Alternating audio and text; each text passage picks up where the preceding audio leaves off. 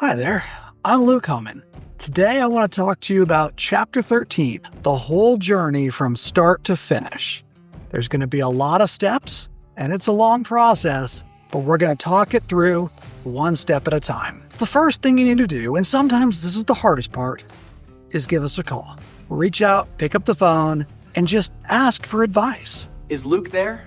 And we'll give you a free consultation. And in that consultation, we're going to talk about your specific situation. Because in Chapter 13 bankruptcy specifically and especially, every case is different. So we need to talk about what you own, what your debts are like, what your income is like, and some of your financial history. And when we get that information, we can tell you what a Chapter 13 payment might look like for you and whether this seems to be the right fit for you. We'll have you talk to an attorney and we'll get you some good legal advice. Now, let's say that you decide to move forward. We're going to need your financial documents. We've got a video on that. And we're going to need an initial retainer. For most clients, it's somewhere around $2,000. That's going to cover your court filing fees, your credit report, your credit counseling class, and some initial payment to your attorney on all the work we're going to do for you. We will build your 70-page bankruptcy petition for you, and unique to Chapter 13, you are going to have a Chapter 13 plan. This is our proposal on the court forms telling the court, the trustee, and the creditors how we intend to treat your debts. And this is going to be unique and special for you and your situation, but also using our guidance to try and get the best possible outcome and the lowest possible payment for you. So we file your case, we file your plan, we'll mail your plan to all your creditors, and then you're going to have your initial court hearing about a month later, just like in a Chapter 7. The only difference is, in addition to the standard meeting questions, the trustee is going to have a dialogue with your attorney, us, about some of the features of your unique case and any issues that the trustee has spotted. Now, the next part is really an attorney part of the case. Your attorney is going to be working through Chapter 13 objections.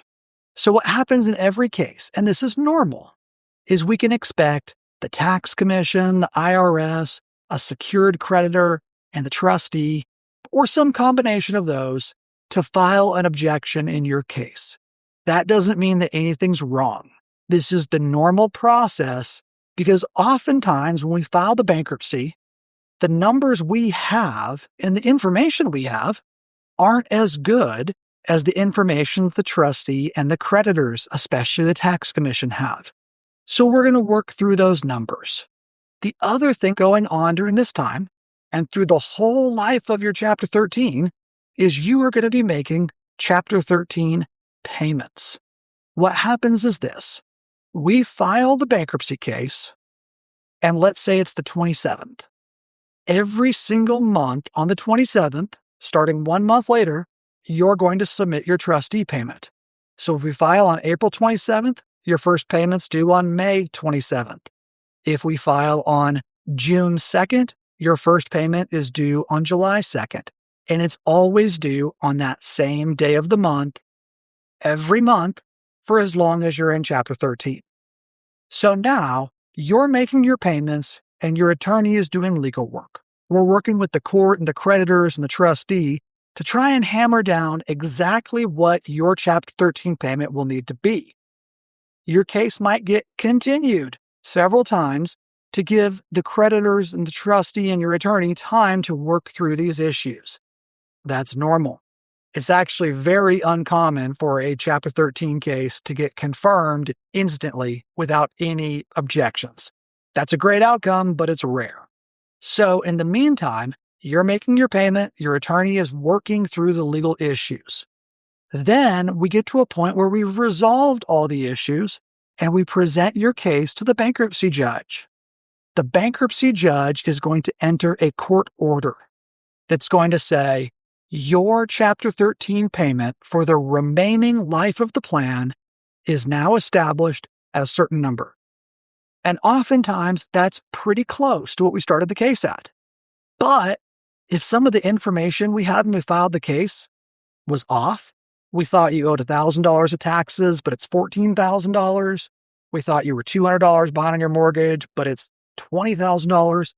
That can change your monthly payment pretty significantly. So the more accurate information we have before we file the case, the closer your projected plan payment will be to your finalized plan payment. All right. So now the judge has entered a court order and they've decided your plan payment is going to be a certain amount. Now, one of the beauties of Chapter 13 is if you don't like it, you can voluntarily dismiss your Chapter 13 basically at any time. The attorney files a motion, it gets granted, but you have the right to leave if the payment isn't something you can afford. Almost every time, the payment's going to be something you can afford, and it's going to be the best possible way to deal with your debts. If it wasn't, we wouldn't have recommended it for you. Now, you change your payment amount. So instead of continuing to pay what the first projected payment was, you're now going to change your payment every month to the new amount that the judge has specified. All right, now you're going to continue in time. Maybe it's another 57 months. That's a long time. In the meantime, you're living your life. But sometimes things happen in life. What if you're in a car accident? You hit a deer, your car breaks down, you lose your job, you get a better job, you adopt some kids, you get married. A lot of life is going to happen in the next 5 years. Great part about Chapter 13 is that there's a lot that we can do as your life changes. So what you want to do is you make your payments and you stay in contact with your attorney. And every single time you have a significant life event, you tell us. And sometimes, let's say you lost your job and you don't have a new way to get a job, we might be able to convert your case to a Chapter 7. Or you might say, well, I don't want to be in bankruptcy anymore because my situation's changed. And again, in Chapter 13, you retain the right to dismiss if it's not working out. But for most our clients, we get them a payment that's right on track with what they can afford and what the creditors and the court require. And then you make those payments for a total of 60 months. And then at the end of that, you get your bankruptcy discharge. And that bankruptcy discharge eliminates all the debts that didn't get paid in full in the bankruptcy, which oftentimes is a lot because in Chapter 13, you're not going to be paying interest on your unsecured debt. So think credit cards. They're charging you 20% interest. That's huge expansion of your debt amount. We just pay the principal. On cars, oftentimes we can reduce the interest rates. So we're working all these things to try and get you the best possible payment to get you the best possible discharge. And that's how we use Chapter 13 from start to finish. Now, you probably have one more question, which is it really 60 months? I thought I read online that it could be shorter. We'll handle that in the next video.